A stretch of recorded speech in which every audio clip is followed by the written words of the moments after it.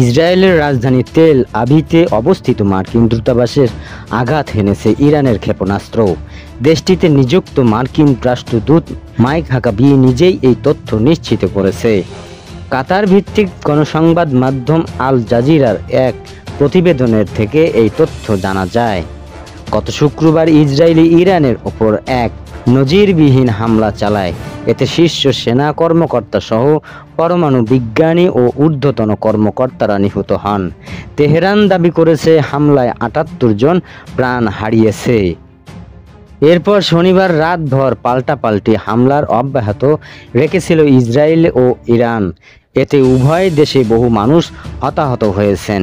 Israeli সরকার জানিয়েছেন Iran মোট ২০০টি ক্ষেপণাস্ত্র ও ড্রোন নিক্ষেপ করেছে। ইসরায়েলে অন্তত ২২টি এলাকা আঘাত হেনেছে এই মিসাইল ও ড্রোন। ১৩ জন নিহত হওয়ার পাশাপাশি ৩৮০ জন ইসরায়েলি হামলায় আহত হয়েছে।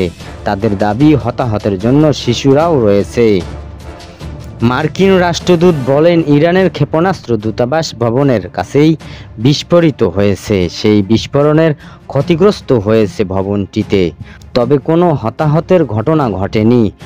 রাষ্ট্রদূত জানিয়েছেন, জেরুজালেমের ও তেল আভিভে মার্কিন দূতাবাস ও কনস্যুলেট বন্ধ রাখা হবে।